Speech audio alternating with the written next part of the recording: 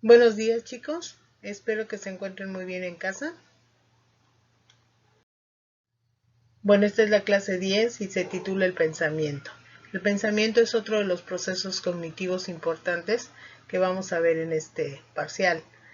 Y aquí nos dice que el pensamiento es un proceso psicológico reglado que genera productos que tienen existencia solo a través de la función de la mente. Entonces existen reglas para poder entonces hablar de lo que es el pensamiento. Y estos se traducen definitivamente a través de la mente. El pensamiento puede presentar dos vertientes. Uno, se compone de actividades racionales que están encargadas el hemisferio izquierdo. Y dos, se compone de abstracciones creadas por la imaginación que se encarga el hemisferio derecho. Ustedes este tema ya lo habíamos visto.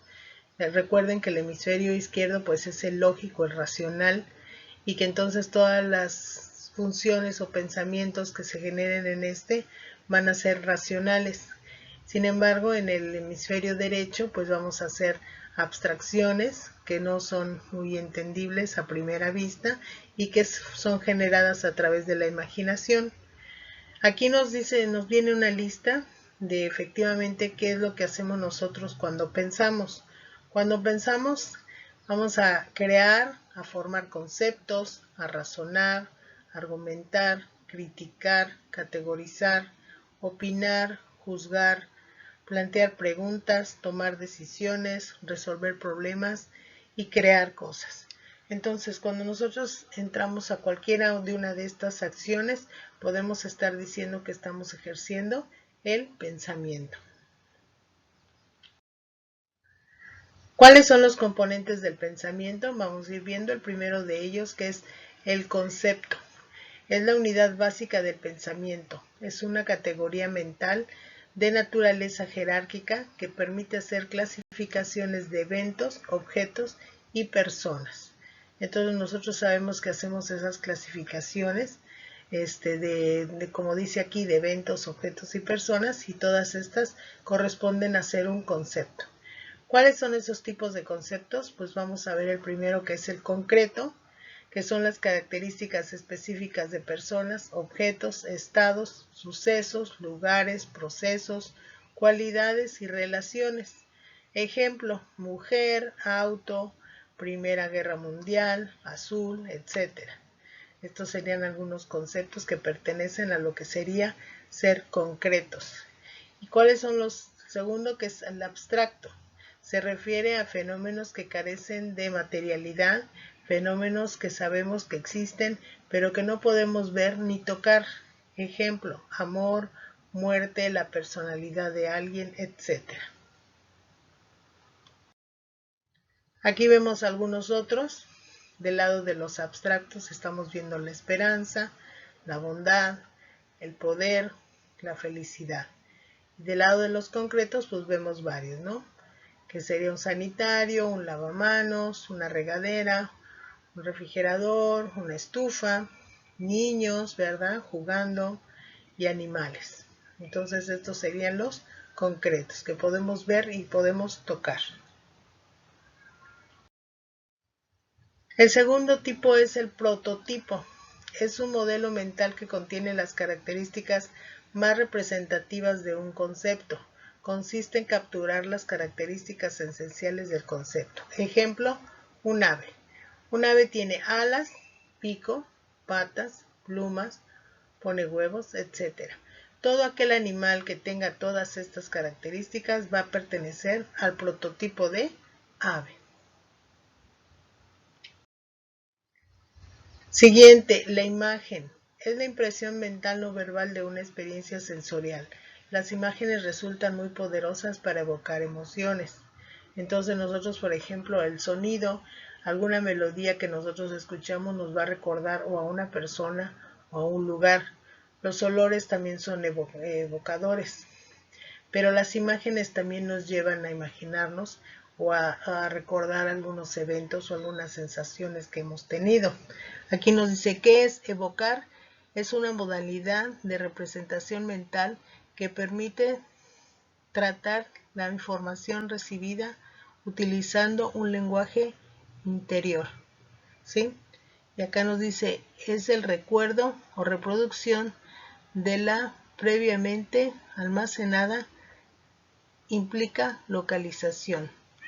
¿Ok? Entonces todo lo que nosotros hemos almacenado, todo lo que hemos guardado en nuestro cerebro, nos va a permitir en un momento dado evocar situaciones, nos va a hacer que recordemos algunas cosas que ya hemos vivido.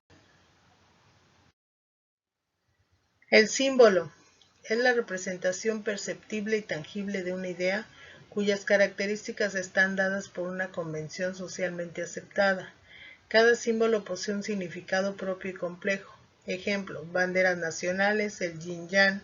Entonces, como lo dice aquí, es una representación perceptible y tangible, que convencionalmente y socialmente es aceptada, es decir, que todos pensamos y le damos el mismo significado.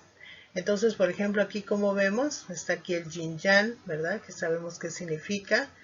Están símbolos como este, que sería el de la religión, este otro, ¿verdad? Que sería de los nazis. Entonces, cada símbolo tiene su representación y significa algo. Acá, por ejemplo, vemos, cuando vemos esto, pensamos inmediatamente en un calendario, ¿verdad? Aquí en una carta, en un mensaje, una llamada telefónica. Entonces, todos los símbolos nos permiten evocar también algún significado de lo que hemos estado viviendo. ¿Qué significa razonar? Es la actividad mental que permite deducir una conclusión a partir del conocimiento de que se dispone. Entonces, ¿cuáles son esas características de razonamiento? El razonamiento cumple con una toma lógica, es decir, que está compuesto de reglas y esquemas válidos. Es por eso que les decía que el pensamiento es un sistema reglado, que hay reglas para poder entonces acomodar aquellas cuestiones que nos estamos imaginando o que estamos pensando. El razonamiento consta de un contenido que puede ser cualquier tema que quisiéramos hablar, historia, matemáticas. Entonces, el concepto, el contenido que le queramos poner a nuestro pensamiento puede ser variado. El razonamiento posee una estructura que consiste en una buena construcción gramatical. También nosotros debemos tener esa idea si formamos una frase en nuestro pensamiento o si queremos construir una frase la cual queremos decir. Primero tenemos que construirla adecuadamente, gramaticalmente, en nuestra mente para después poderla expresar. ¿Cuáles son los tipos de razonamiento válidos? Y estos se utilizan, por ejemplo, en metodología para hacer una investigación. Está el inductivo, es un tipo de razonamiento donde se parte de premisas particulares para establecer enunciados universales, es decir, se parte de lo particular o de lo individual a lo general.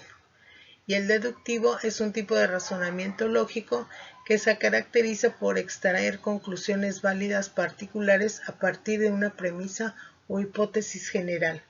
Entonces esto va de lo general a lo particular. Y aquí, bueno, nos viene en este trama, perdón, chicos, estoy un poquito ronca.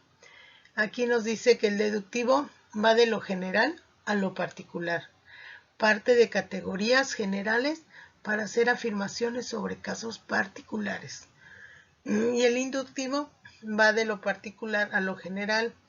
El inductivo es el que se lleva del estudio del hecho a los planteamientos, detalles o consecuencias. Vamos a ver ahorita más adelante algunos ejemplos para que quede claro. Ejemplos de pensamiento inductivo, que el inductivo decíamos que va de lo individual a lo general. Entonces aquí nos dicen las premisas. En mi departamento hace calor. En el departamento de mi vecino hace calor. Hace calor en todo el edificio en donde vivo. Podemos entonces deducir esto. Sin embargo, no es una construcción que nos hable de una veracidad total, ¿sí? Porque no sabemos si en alguno de los departamentos efectivamente haga frío o esté templado.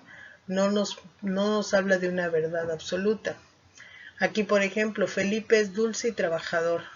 Su esposa María es una persona dulce y trabajadora. Los hijos de ambos seguramente son dulces y trabajadores. Seguramente. no lo afirma, ¿sí? Entonces el proceso inductivo son premisas que se juntan de una manera que no nos puede llevar a un resultado verdadero, ¿sí? Puede ser que sí, puede ser que no. La valija de Catalina es negra, la valija de Lucía es negra, la valija de Pedro es negra. Las valijas suelen ser negras, pues pueden ser de otro color, ¿verdad? Entonces no es algo que realmente se vaya a comprobar o que sea de esa manera. Ejemplos de pensamiento deductivo. Aquí sí las premisas sí tienen que ser verdaderas para que el resultado sea verdadero. Los lácteos aportan calcio. El yogur es un lácteo. El yogur aporta calcio, obviamente. Entonces, efectivamente, esta última premisa sí es cierta. El 12 de octubre es un día feriado en mi país. Hoy es 12 de octubre. Hoy es día feriado en mi país. ¿Sí? Entonces se cumple. Los duraznos verdes no han madurado. Este durazno está verde. Este durazno no ha madurado. Entonces, pues es también cierta. Entonces, esa característica tienen los pensamientos deductivos, que sus premisas nos llevan a un resultado verdadero. Bueno, chicos, pues esta clase fue cortita. Espero que haya sido de su agrado. Y pues no hay tarea en esta clase. Que tengan un buen día.